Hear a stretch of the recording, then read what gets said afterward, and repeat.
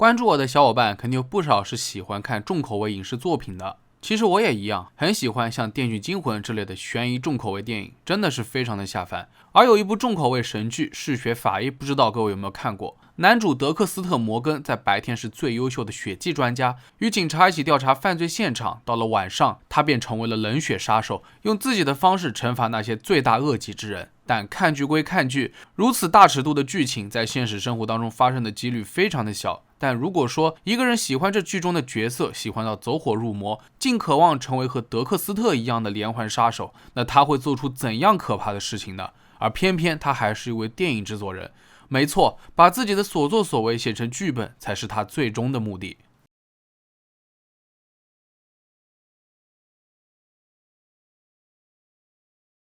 2000年，马克·特维切尔毕业于北阿尔伯塔理工学院广播电视艺术专业。他从小对电影很感兴趣，梦想着有朝一日能够制作出轰动全球的大片，扬名海外。2007年，他执导了《星球大战：叛乱的秘密》。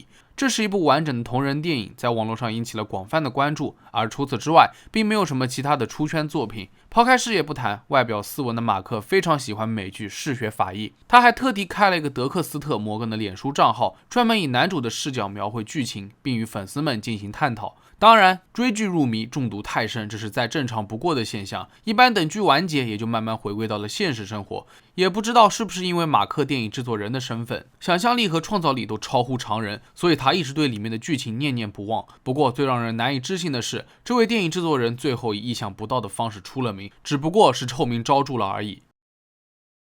2008年10月3日，这一天是吉尔斯·泰特罗期待已久的网友见面日。不久之前，他在一款社交软件上面认识了一名女孩，两人聊得很投机，于是约着线下见面。对方名叫希娜，也许是出于谨慎，希娜并没有直接发定位，而是写了一大段详细的路线说明。这个时候的吉尔斯虽然也觉得怪怪的，不知道希娜在卖什么关子，但他还是迫不及待的想要去赴约，压根就没想那么多。其中在那一长串路线说明的最后，希娜提醒他，到时候车库门是打开着的，吉尔斯直接推门进来就可以，不用担心被邻居当成小偷。吉尔斯按照指示找到了目的地后，推开了车库门，却发现里面一片漆黑。紧接着，有一个人就突然从背后狠狠地袭击了他。吉尔斯惊恐地回过头，对方是个戴着曲棍球面具的男人，手里拿着电击棒。显然，希娜就是马克扮演的。吉尔斯瞬间意识到这一切统统都是骗局。接下来，马克掏出一把枪，胁迫吉尔斯趴在地上，还用胶带蒙住了他的双眼。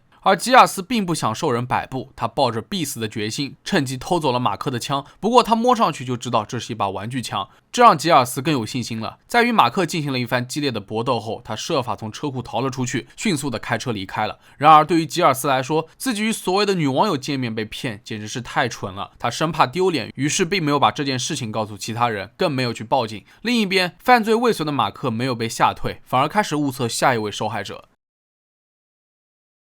距离吉尔斯侥幸逃脱才过去1个礼拜，第二名受害者就出现了，他的名字叫做强尼·奥尔廷格，和马克也是在社交软件上面认识的。38岁的强尼在一家油田设备制造商工作，他曾经和朋友们炫耀过自己网恋了，准备线下约会。正因如此，当他无故失踪后，朋友们就立刻开始怀疑起这位约会对象。2008年10月10日，和吉尔斯一样，毫无戒心的强尼也遵循对方的指示，来到了神秘的车库。在他进入车库后，马克直接从背后残忍的殴打并刺死了他，这次没有任何犹豫。随后他把尸体放在桌子上面，想象自己成为法医，有条不紊地肢解了尸体。最后一部分尸块被烧毁，而剩下的则被装在垃圾袋里扔进了下水道。另一边，强尼失踪后，朋友们都收到了一条可疑的邮件，声称自己要和约会对象去哥斯达黎加度假，就连强尼的老板也收到了辞职信。信中除了说要辞职，还索要了最后1个月的薪水。然而，当老板追问了上一次转账的账号，就没有了下文了。由于这些行为都太过反常，强尼的朋友立刻闯入他的公寓查看究竟。果然，水池里面的脏盘子好久没洗了，护照、衣服等个人物品都还在，没有任何出远门的迹象。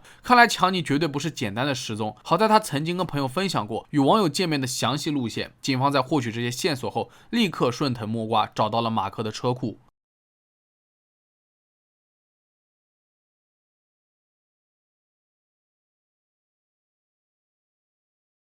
其实早在2008年8月，马克就租下了这个车库，名义上是为了拍摄恐怖短片特意搭建的，实则是活生生的杀戮室。车库里面所有的窗户都被覆盖了黑色塑料布，桌子上面还摆满了各种作案工具。令警方毛骨悚然的是，这个车库相当的阴森，事发后的桌子上面溅满了鲜血，一旁还有许多清洁用品。对此，马克解释称这些都是自己拍摄恐怖短片而搭建的场景。至于强尼，他确实认识对方曾经把一辆马自达轿车卖给了自己。不过警方当然不相信如此巧合的事情，他们扣押了马克的车和笔记本电脑。果然，警方在车后备箱里面检测出强尼的血迹。2008年10月31日，警方正式逮捕了马克，并指控他犯有一级谋杀罪。与此同时，笔记本电脑里面的内容也相当的劲爆。警方发现有一个已经删除了的文件，非常可疑，它名为 SK Confessions， 全称是连环杀手的自白。警方设法恢复了文件，发现文档开头有这么一句话：故事是根据真实事件改编，为了保护有罪之人，名字和事件经过稍有改动，这就是我成为连环杀手的故事。连环杀手的自白介绍了叙事者在交友软件当中冒充女性，引诱陌生人到车库，结果第一次尝试以失败告终，而第二次成功引诱了一个男人到车库中并谋杀了他。那里有用于处理骨头的屠刀、圆角刀等武器，以及一个存放人体躯干的大钢桶。除此之外，文件还详细描述了肢解尸体的全部过程，以及如何处理遗体后续。其中还有这么一句话，写的是：我用戴着手套的手抓住了他的下巴，并移动他，让他看起来像是在说话，然后发出滑稽的声音。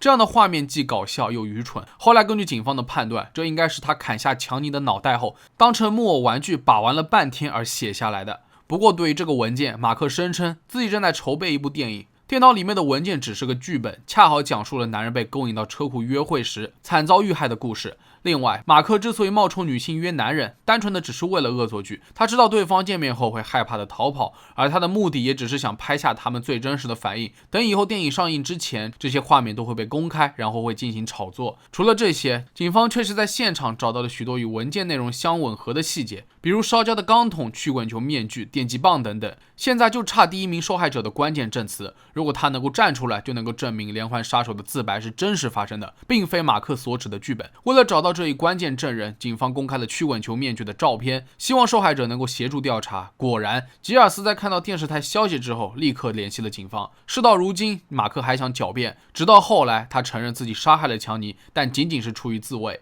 据他描述，在约会当天，强尼在得知自己被耍后非常的生气，下意识就要动手。为了保护自己，马克只能随手拿起一把刀，没想到直接刺中了要害。等他冷静下来后，发现自己酿下了大错，一时间惊慌失措，满脑子只想着该如何处理尸体。可惜不管如何解释，陪审团始终不相信他的说辞。最终，马克因犯有一级谋杀罪被判处了25年监禁。由于媒体大肆渲染马克德克斯特杀手的称号，《嗜血法医》这部剧在网上也引起了轩然大波。有人批评剧情过分美化了杀手的形象，才会导致被模仿，但更多的观众认为这是马克自己对杀戮产生了病态的痴迷，入戏太深，与剧情无关。不过在这里说一个离谱的事情，2013年5月，身处牢房的马克申请添加了一部电视机，理由是自从被逮捕后，他已经落下了好多集《嗜血法医》没有看，必须补回来。难以想象他有朝一日在出狱后，是否真的会改邪归正，还是继续以拍摄恐怖电影为由引人上钩呢？